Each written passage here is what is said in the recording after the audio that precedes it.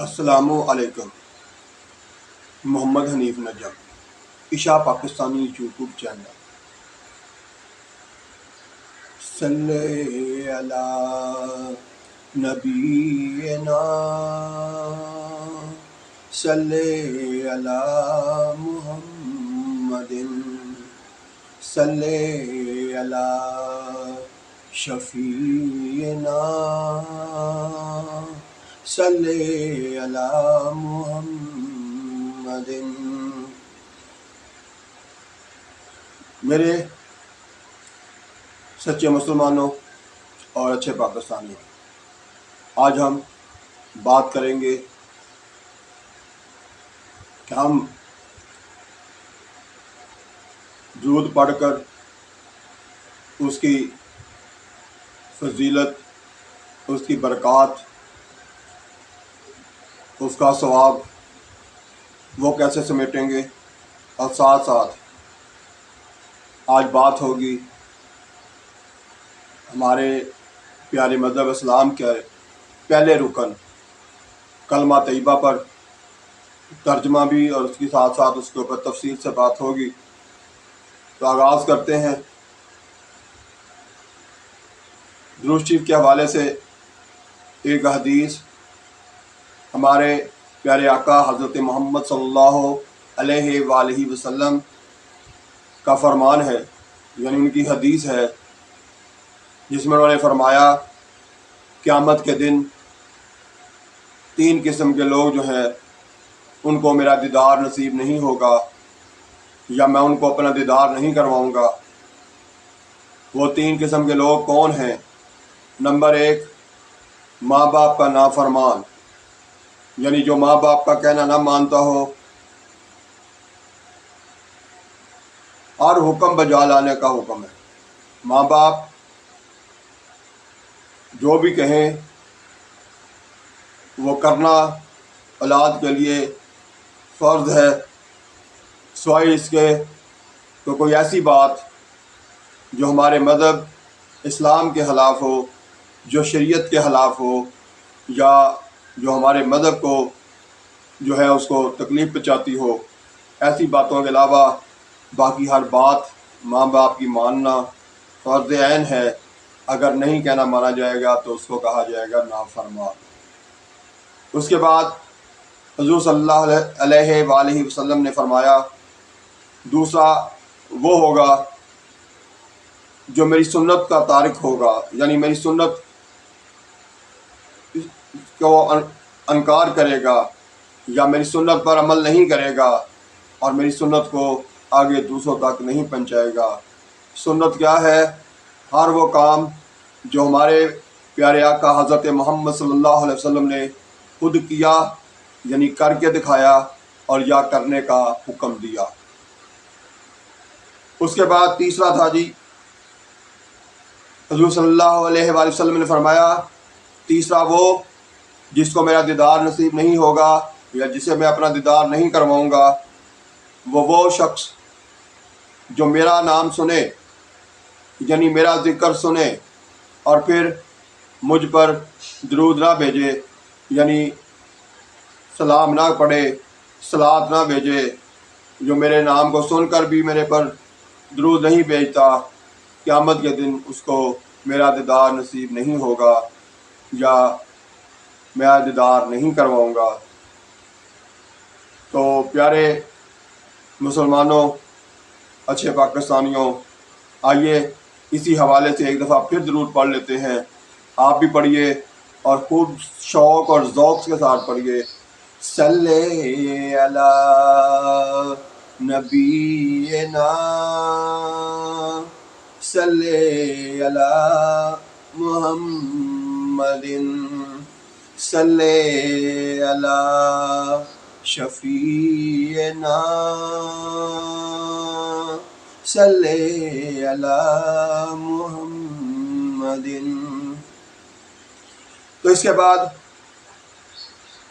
مزید اس کی برکات سمیٹنے کا سب سے بڑا اچھا اور بہترین ذریعہ یہی ہے کہ جب بھی پڑھیں باوضو ہو کر پڑھیں، اور پورے اہتمام کے ساتھ پیار، چاہت، ذوق، شوق کے ساتھ درود شریف پڑھا کریں، تاکہ ہم اللہ تعالیٰ کے ہاں اس کا جو ثواب بھی پا سکیں، اور پھر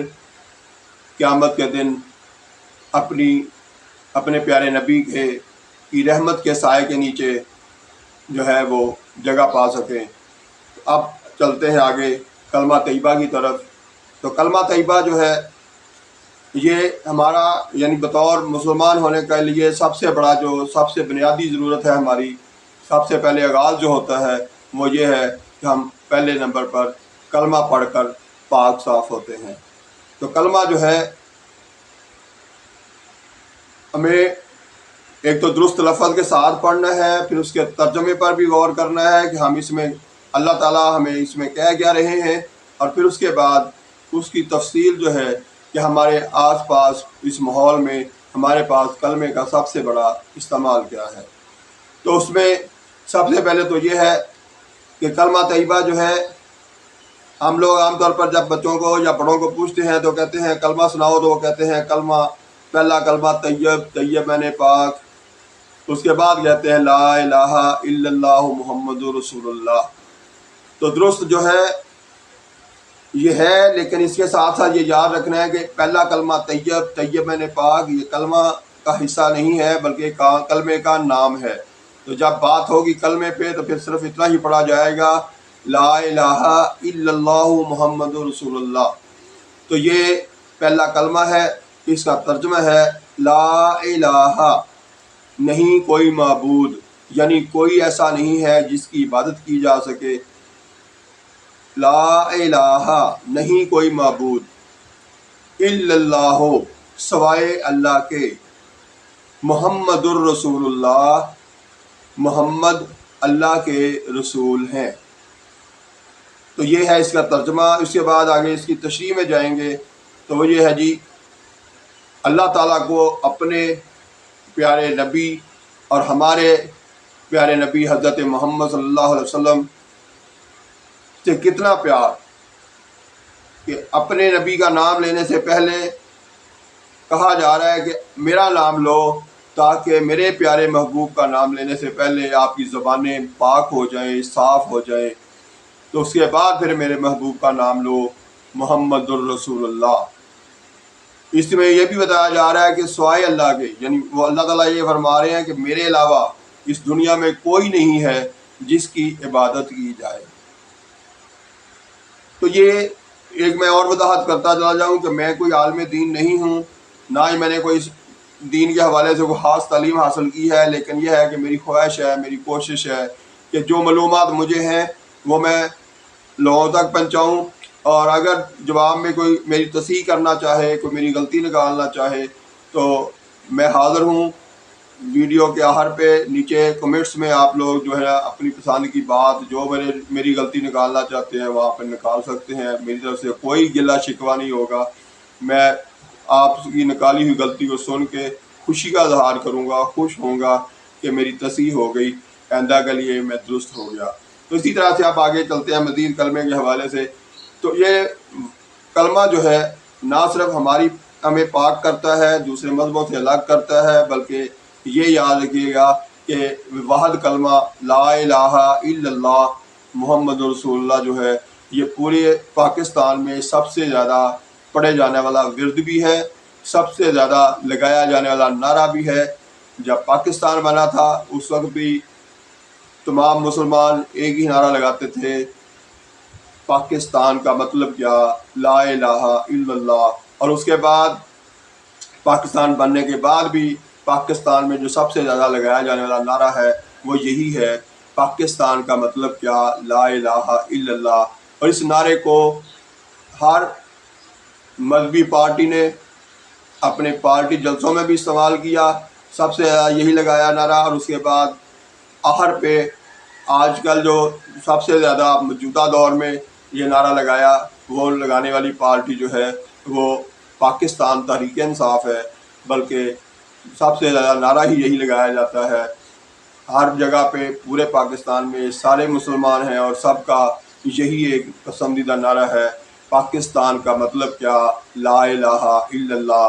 تیرا میرا رشتہ کیا، لا الہ الا اللہ۔ تو اس طرح سے ہمیں اپنی زندگی میں عملی طور پر بھی چلانا ہوگا۔ اب یہاں تک نعروں کی حد تک،